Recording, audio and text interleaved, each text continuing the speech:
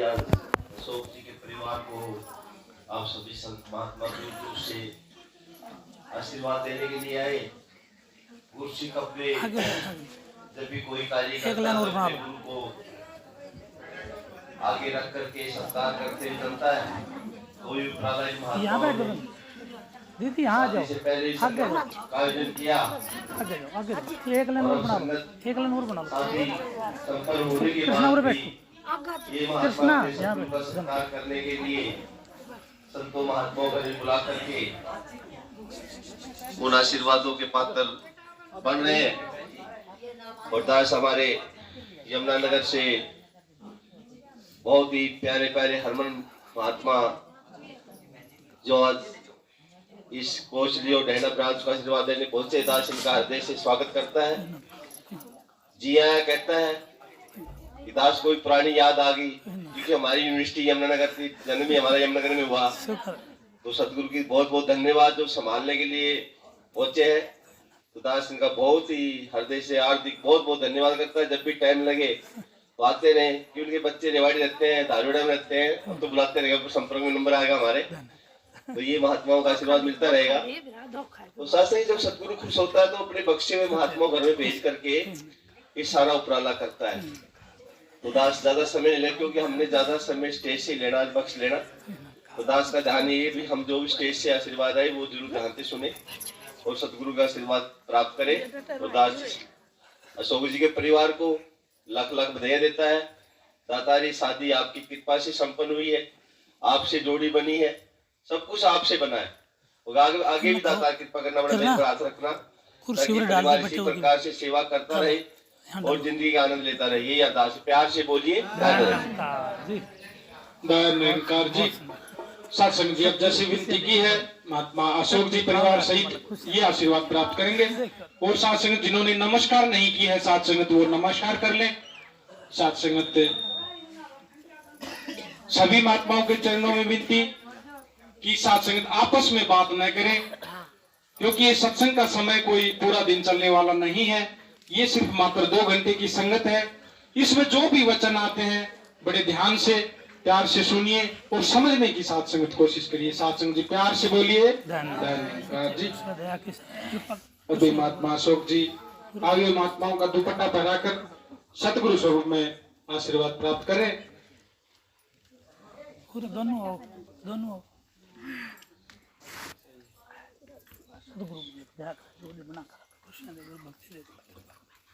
बोलिए सतगुरु माता सुदीक्षा सविंद्र हरदेव जी महाराज की जय।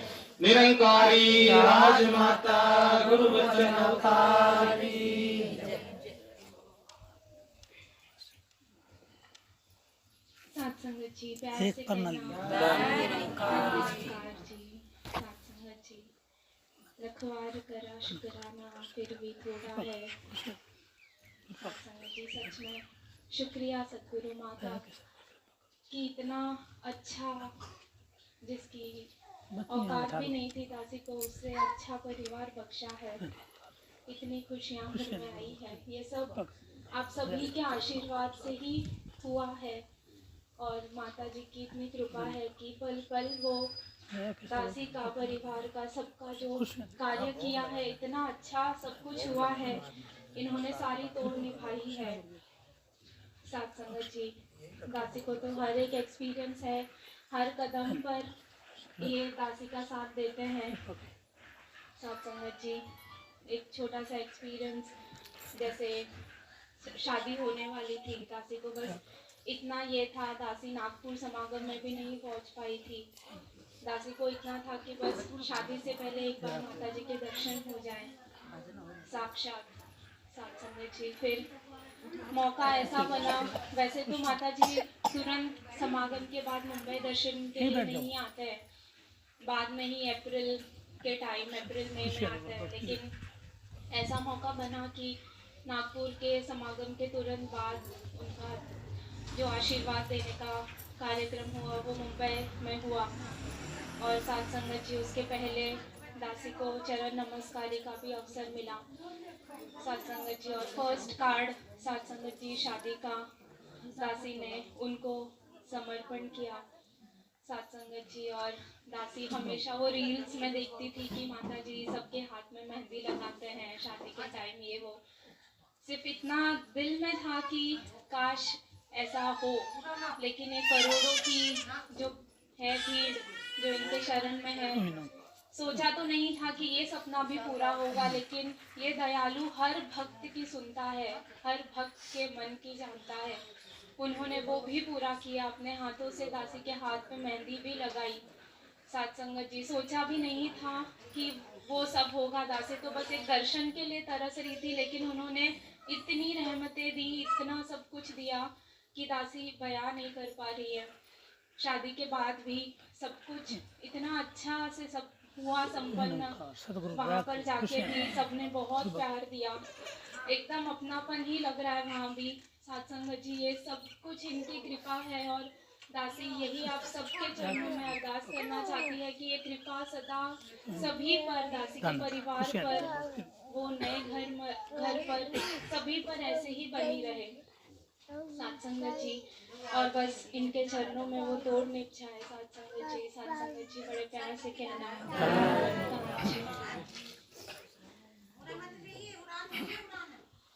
सत्संग जी, प्यार से कहना सत्संग जी। कैसे शुक्रिया करे सतगुरु का, और कैसे शुक्रिया करे इस आई हुई संगत का, ये संतों का जो बहुत शक्तियां अपना कीमती समय निकाल के यहाँ पहुँचे हैं। दास यही अरदास करेगा कि जो दास को पाया है वो सबको मिले, वो सबको मिले, और झोलियां भर भर के मिले, और इससे भी बढ़ चढ़ के मिले। ये सतगुरु सत्संग जी, ये साधारण से महात्मा कहते हैं हम इन्हें सत्संग जी। ये साधारण इंसान दिखते हैं, और रिश्ते में हमारी बुआ के लड़के भी आप सभी जानते हो, लेकिन ये ब्रह्म है, ब्रह्म परम पिता परमात्मा। इन्होंने ही ब्रह्मा विष्णु महेश को उपजाया है।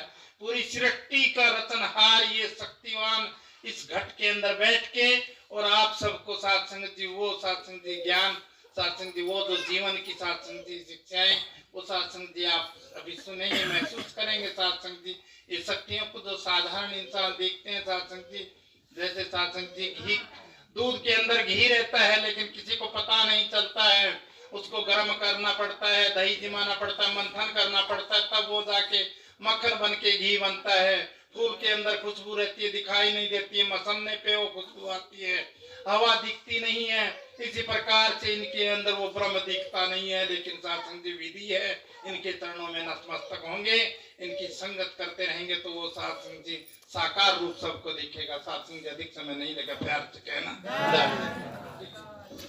सत्संग जब सभी महात्मा मंगलाचरण में साथ देंगे, और सभी के चरणों में विनती सभी बड़े ध्यान से सुनेंगे। हे समर्थ परमात्मा, हे निर्गुण निरंकार, तू करता है जगत का, तू सबका आधार। कण कण में है बसरा तेरा रूप अपार। तीन काल है सत्य तू, मिथ्या है संसार। घट घट वासी है प्रभु, अविनाशी करता। दया से तेरी हो सभी, भवसागर से पार। निराकार साकार तू, जग के पालनहार। है बेअंत महिमा तेरी, दाता परम्पार। परम पिता परमात्मा, सब तेरी संतान। भला करो सबका प्रभु, सबका हो कल्याण।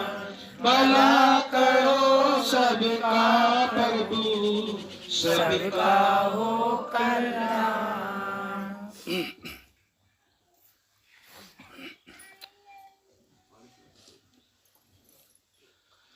साध संगत बड़े प्यार और सत्कार से कहना। दास तो महापुरुषों कुछ भी नहीं जानता। ये तो परम पूज्य महात्मा संयोजक साहब, मुखी साहब, जो कोसड़ी के हैं, डहना के हैं, उन महात्माओं ने ये सोचा कि बाहर से महात्मा आए हैं, उनको सत्कार दें। दास के पास कुछ शब्द नहीं है महापुरुषों। ये ड्यूटी है, ये भी इनकी ही है। शरीर केवल दूसरा बैठा है महापुरुषों। इन महात्माओं को ही ड्यूटी समझना, क्योंकि दास का अपना कुछ भी नहीं है। तन मन धन सब तेरा, तेरा तुझको अर्पण, क्या लागे मेरा, हरिओम जय जगदीश हरि। सभी पढ़ते हैं, सभी शासन को पता है ये शरीर हमारा नहीं है, ये कुछ क्षण के लिए हमें मिला है। ये शरीर सब हम सभी भाई बहनों को कुछ समय के लिए भगवान ने तरस खाया हमारे ऊपर और हमें ये शरीर बख्शा है। तो इसलिए पल पल शुक्र करो इस रब का, मान का भांडा चूर करो और सुमर सुमर कर ऐसे रब को चिंता मन की दूर करो। ये मन की चिंता को दूर करने के लिए महापुरुषों संसार में कोई जड़ी बूटी नहीं बनी है। किसी दुकान पर ऐसा सौदा नहीं है जो मन को ठीक कर दे।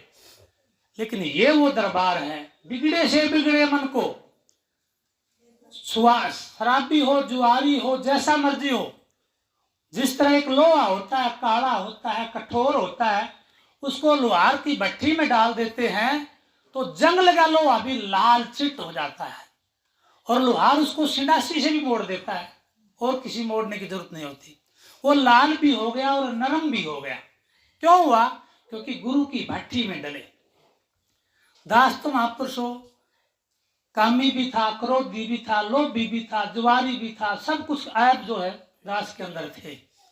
लेकिन इस गुरु की भट्टी में डले। ये गुरु बैठे हैं महापुरुषों, इनकी जब भट्टी में डले तो इन्होंने साथ संगत कोयला झोंक झोंक करके इस शरीर को लाल सुर्ख बना दिया है। अब सत्संग मेरा मुझ में कुछ नहीं, जो कुछ है सो तेरा, तेरा तुझको सौंपते, क्या लागत है मेरा कुछ नहीं लगा है। इसी तरह की भक्ति महापुरुषों कल्याण करती है। भक्ति के बिना कोई किसी का कल्याण नहीं हुआ। अभी बहनों ने गीत बोला महापुरुषों, सतगुरु मैंने बहुत कुछ दिया है, ये तेरा शुक्रिया, तेरा शुक्रिया। अब महापुरुषों बहुत कुछ में क्या है? ये मकान नहीं है। ब्रह्म ज्ञानी की भाषा अलग होती है। ब्रह्म ज्ञानी का महापुरुषों भोजन ज्ञान होता है। इस मकान, महल, माड़ियां, सोना, चांदी, धन, इनकी बात नहीं कर रहे महात्मा। ये तो जो भक्ति नहीं करते हैं, जो भगवान को डंडा मारते हैं, उनके पास ज्यादा है। इस धन की बात नहीं कर रहा। जेड़े धंधी भाल हमेशा, हरदम मेरे मीत करे, सब सुख बसन इसमें नहीं, सब सुख बसन घर विच तेरे, जे संतान नाल प्यार करे। यदि संत महात्माओं से हम प्यार करते हैं तो सारे सुख घर के अंदर बैठ जाते हैं। इस घर के अंदर ये परमात्मा का घर है। असली घर परमात्मा का कौन सा है महापुरुषों? सोच करके देखें। ये शरीर रूपी घर ये परमात्मा का घर है। ये घर तो ईंट का है, मकान का है, उसी तरह का मंदिर है, उसी तरह का ये घर है। उस मंदिर में जो लगा है वो सामान इसमें भी लगा है। लेकिन इस घर में जो सामान लगा है, अब महापुरुषों सोच करके देखें, सोच करके फिर सोचें, दोबारा एक बार ध्यान लगाकर फिर सोचें महापुरुषों, इन घरों के अंदर तो ईंट गारा लगा है, लेकिन ये घर जो है इनको कोई बना नहीं सकता। कोई माता पिता भी इन घरों को नहीं बना सकता। कहते हैं फलाने के 5 बेटे हैं। ये तो भगवान का शुक्र करो उसने नाम दिया, अन्यथा महापुरुषों ये हमारे बेटे नहीं है और न हम इनके पिता हैं। क्यों नहीं है? क्योंकि जिस माँ बाप के पास एक भी बेटा या बेटी नहीं है, ऐसे संसार में मेरे मिलेंगे जिनके पास एक कन्या भी नहीं है। महाराज दशरथ के पास भी नहीं थी, एक भी बेटा और बेटी नहीं थी, लेकिन 4 बेटे कैसे पैदा हुए? इन महात्माओं की सेवा करने से हुए। इन महात्माओं की सेवा करी और यज्ञ करवाया तो शासन राम, लक्ष्मण, भरत और शत्रुघ्न जैसे शासन भगत पैदा हुए। इसलिए तो कहा जननी जने तो भगत जन, पहला भगत का नंबर आया। इसलिए आओ रब दे दर्शन पालो, संदेशा ये इंसाना नू, मुर्शद बंदा प्या बनाए मेरे जैसे हवाना नू। मैं तो हवान था महापुरुषों, साध संगत के बीच के अंदर कह रहा हूँ, मैं तो हवान था। वो भिवानी जिला का महापुरुषों, भिवानी के तो डंगर होते हैं, उनको न बोलना आता, न महापुरुषों लेन देन करना आता, न उनका चाल चलन ठीक है, न खान पान ठीक है। लेकिन जब गुरु की भट्ठी में डले हैं तो साथ में उठना बैठना खाना पीना सब सिखलाया मुर्शद ने, सतगुरु ने सिखाया है। तो शासन आज की जो सत्संग है, ये जोड़ा बैठा है, आपने सबने यहाँ इसलिए बैठाए हैं, आप सब की इनके ऊपर निगाह पड़े, ये गुरु के बच्चे बने, इनको गुरु का संपूर्ण आशीर्वाद मिले, इनकी आयु लंबी हो, इनको शासन गुरु भक्ति का दान मिले, अंत श्वास तक भक्ति पूर्ण की तोड़ निभे। ऐसी सभी महात्मा दिल से अरदास करो। इनके पास पैसे की तो कमी नहीं है, वो तुम्हें मांगता नहीं, पैसा तो मैं इनके लिए मांगता नहीं, क्योंकि भगवान ने पहले से इनको दे रखा है। लेकिन दास ये अरदास करता है, आप साध संगत के चरणों में सच्चे बादशाह ऐसी दया करो, इन बच्चों की जोड़ी बनी रहे, इनका आयु लंबी रहे, ये गुरु भक्ति में लगे रहें, इनके रोजी रोजगार बना रहे। इनके उपलक्ष्य में महात्मा अशोक जी ने आज का ये यज्ञ किया है। तो साध संगत दास कुछ भी नहीं जानते, तो बातें गुरु की हैं, मेरा कुछ भी नहीं है मेरे अंदर। साध संगत दास तो अपने जीवन की कुछ बातें बताएगा, महापुरुष जीवन की जो हड बीती है, क्योंकि इतिहास तो भरे पड़े, इतिहास तो मंदिरों में भी गाए जाते हैं, मस्जिदों में भी गाए जाते हैं। एक बार की ऐसी बात हुई, दास जो है, दास की गुड़िया नवोदय विद्यालय में पढ़ती थी, शास्त्रों में पढ़ती थी। तो क्या हुआ, दास उससे मिलने के लिए चला गया। तो मिलने के लिए गया तो मेरे पास कोई साधन नहीं था, साइकिल चलाता था दास तो पहले, और एक महात्मा की स्कूटर मांगी हमने, और एक महात्मा को, सब्जी वाले महात्मा को साथ लेकर के उनके साथ गया दास। भाई वो चला लेंगे, दास उसके पीछे बैठ जाए, उसके कुछ सामान उसके लिए लेकर गए। तो महाप्रभु सोचने की बात जरा सोच कर देखना गुरु क्या करता है। जब वहां मिलने के लिए गया, गुड़िया से मिल करके और उनको आशीर्वाद दे करके दोनों महात्मा आ रहे थे, तो रास्ते में तरावड़ी आता है, तरावड़ी एक शहर आता है। जब सभा से हम तरावड़ी की तरफ जीटी रोड क्रॉस करने लगे, तो वहाँ दो रोड होते हैं, एक आने का एक जाने का, बीच में क्रॉसिंग होती है। उस क्रॉसिंग के अंदर महापुरुष जब स्कूटर पहुंची तो बीच में बंद हो गई, बिल्कुल बीच में बंद हो गई। इस साइड से भी कुछ नहीं आ रहा है, इस साइड से भी कुछ भी नहीं आ रहा।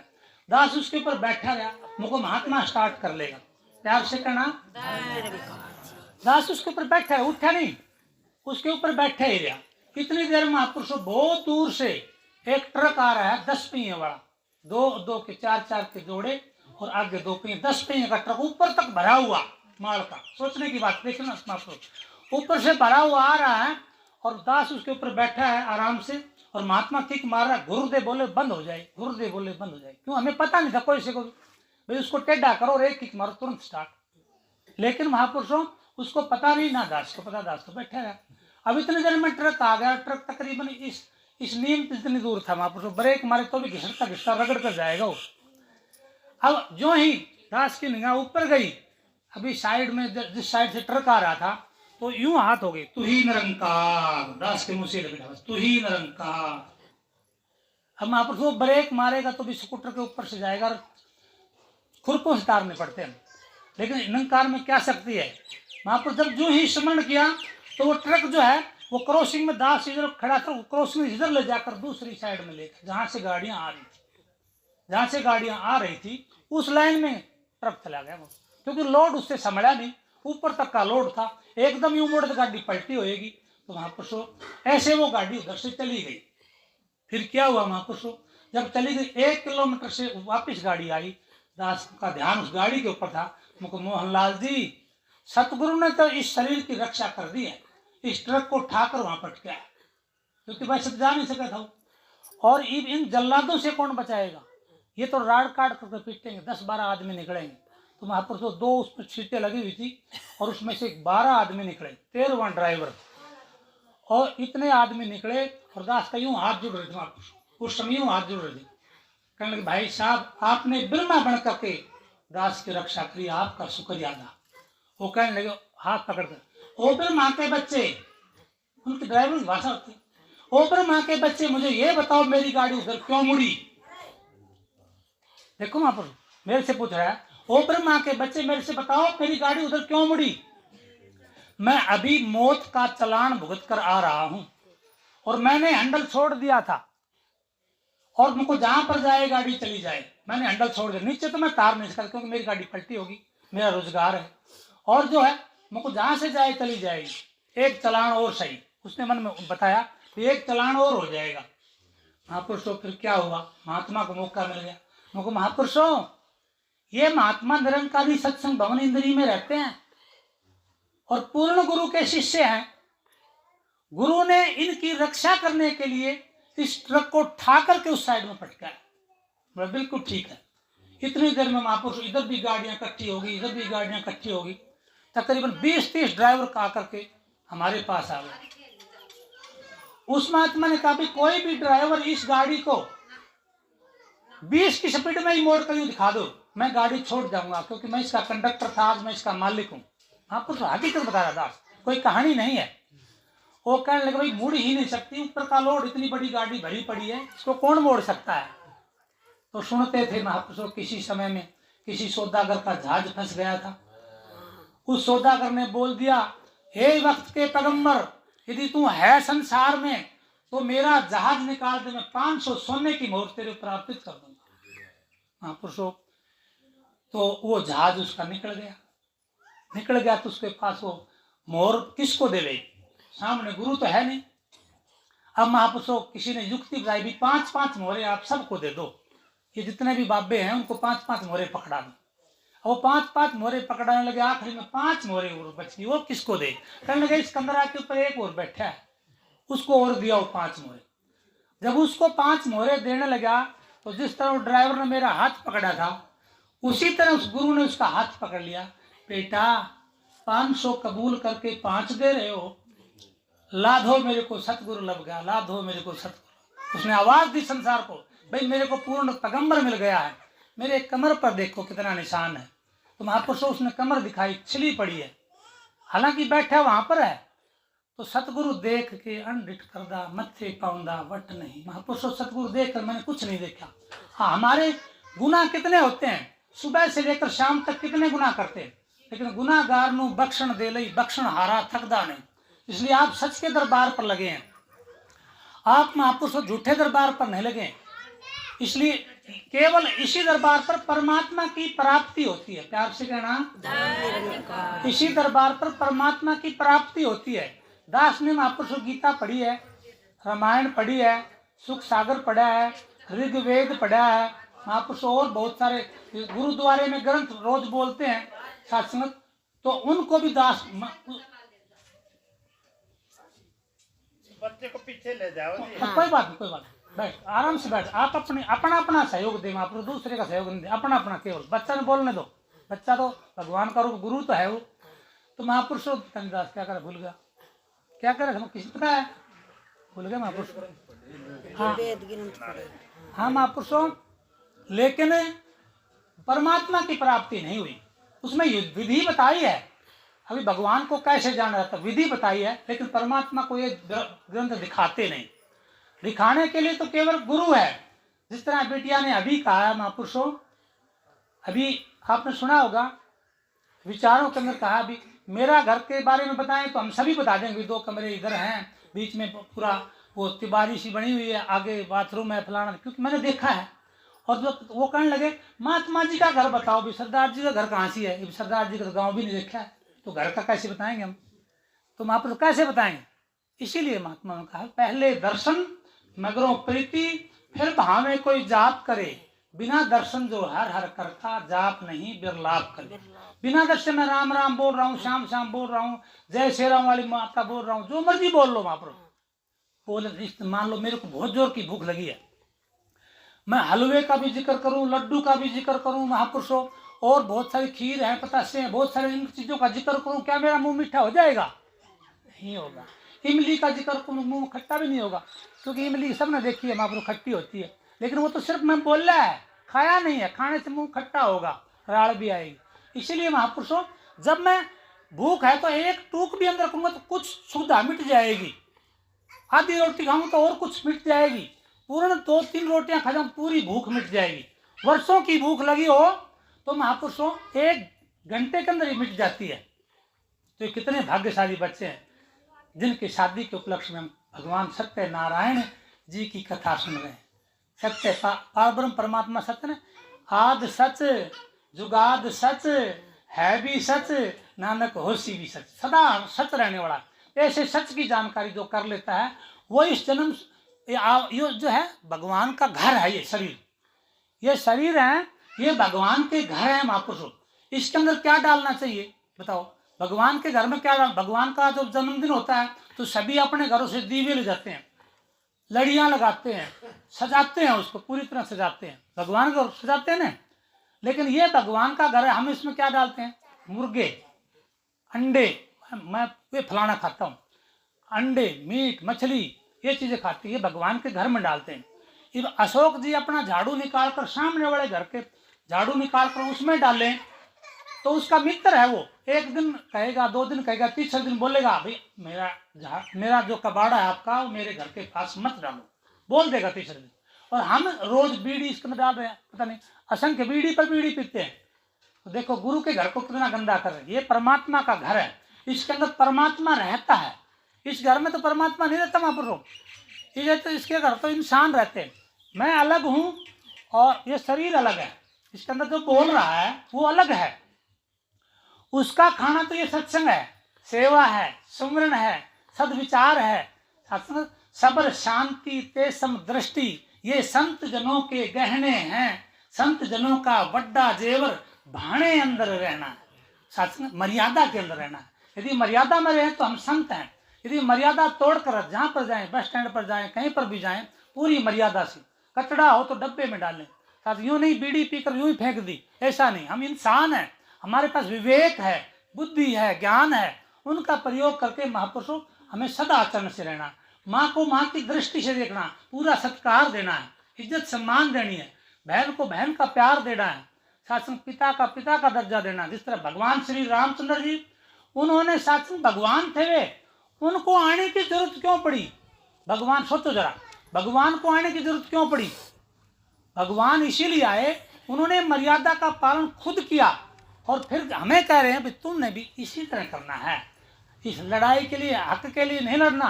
एक भाई है, 2 भाई हैं, वो महापुरुष एक को ज्यादा मिल गया और एक को कम मिल गया तो वो कोर्टों में पहुंच जाते हैं। इस धन रेड़े धंधी भाल हमेशा हरदम मेरे मीत करे, सब सुख भक्षण घर विच तेरे, जे संतों नाल प्रीत करे। यदि संत महात्माओं से प्यार करते हैं तो माया तो कुछ भी नहीं है। सत्संग अभी महात्मा कह रहे थे गीतों के द्वारा भी, तो इन चीजों के बारे में लड़ना नहीं है महापुरुष। ये तो चीज यहीं रह जाएंगी, जग की शोभा जग में रहेगी, आगे गड़ेगी दाल नहीं, आगे किसी ने नहीं पूछना है महापुरुषों। तो इसीलिए सत्संग हमें परमात्मा की प्राप्ति करनी है। अब भक्ति की तरफ चलते हैं। सत्संग पहले 2 मिनट और ले अगर बच्चों के लिए। सत्संग ये गुड़िया इस बच्चे को जानती भी नहीं थी, कुछ समय पहले जानती भी नहीं थी ना महापुरुष, लेकिन अग्नि के सामने इन्होंने स्वीकार किया सत्संग कि चिराग जी मेरे पति हैं। अग्नि के सामने हम सब ने भी ऐसा ही किया है। अब अग्नि के सामने मान लिया तो महापुरुष इनका जो हुक्म आता है, अब ये कहे पति पति पति पति पति, तो महापुरुष पति खुश हो जाएगा? यदि पति का कहना ना माने तो बताओ खुश हो जाएगा? पति पति जितनी मर्जी दिन रात बोले जाओ। और इनका जरा सा हुक्म आए, सत्यवचन महाराज मेरे को शक्ति दो, मैं ऐसा कार्य कर पाऊं, तुरंत सत्संग महात्मा खुश हो जाएंगे। मेरे को शक्ति दो, मैं आपकी कृपा से ऐसा कार्य कर पाऊं। क्योंकि हनुमान जी महाराज की पूजा क्यों हो रही है? भगवान श्री राम का जो भी हुक्म आता था सतवचन कहते थे। अर्जुन की तरह नहीं मैं ऐसा कैसे करूंगा, इनको मार दूंगा, संतान वर्ण शंकर पैदा हो जाएंगे, फलाना हो जाएगा, ये हो जाएगा। उन्होंने कुछ भी नहीं किया। सतवचन महाराज मेरे को आशीर्वाद दो, मैं ऐसा कार्य करता हूँ। ये गुड़िया इनके माता पिता का सम्मान करती है, इनके साथ जितने भी परिवार के मेंबर उनका आदर सत्कार करती है। तो कुछ दिन के अंदर वो माता पिता बुजुर्ग हैं, वो शासन चाबी इसके हाथ में पकड़ा दें, बेटिया मेरी बहुत समझदार है बेटा, अब मेरे से काम नहीं होता, ये चाबी पकड़ो। और जो बिटिया दूसरे घर में जा करके और महापुरुषों को कहे प्यार से कहना, महापुरुषों मेरे लिए वो बनारसी साड़ी ला कर दो, मेरे लिए कान के सोने के बनवा कर दो, और काम कुछ करे नहीं, तो महापुरुषों क्या होगा? आप सोच लो क्या होगा। मैं तो बताऊंगा नहीं, आप सोच लो क्या होगा। और यदि हुक्म मानते हैं तो साथ में सारी चीजें ऑटोमेटिक बिना कहे मिलेंगी। तो बिटिया के चरणों में एक प्रार्थना पहले भी दास ने करी थी, बिटिया आप ब्रह्म ज्ञानी हो, आपने गुरु की गुरु ने आपकी इज्जत रखी है, गुरु ने आपको आशीर्वाद भी दिया है, गुरु ने आपके हाथ भी पीले किए हैं। अब गुरु का समझ कर ये शरीर इसी तरह शासन मर्यादा से इन परिवार की रक्षा करना, सेवा करना, हर मुसीबत से इनको बचाना, गुरु भक्ति में आगे रखना, सत्संग में ले जाना, सुमरण में ले जाना। महापुरुषों, सत्संग में कोई बुरी चीज थोड़ी सिखाई जाती है। सत्संग में कोई बुरी चीज तो किसी को नहीं सिखाई जाती। महापुरुषों, सत्संग में तो भगवान की बातें होती हैं। अब भगवान कृष्ण जी कह रहे हैं, हे अर्जुन, समय तो महापुरुष हो गया। हे अर्जुन, जो भी जिस तरह भी भक्ति करता है वो भक्ति मेरी है। हम स्टेज पर खड़े होकर ऐसा ना कहीं वो फलाना गलत है, वो नहीं वो कर दिया, वो कर दिया, ऐसा कभी भी नहीं, क्योंकि हम खुद करके आए हैं। हे अर्जुन, जो देवी की पूजा करता है, चाहे पितर की पूजा करता है, चाहे भूतों की पूजा करता है, चाहे मावस मनाता है, जो भी जिस तरह की भक्ति करता है, हे अर्जुन, वो मेरी भक्ति है। मैं उन सब की कबूल करता हूं।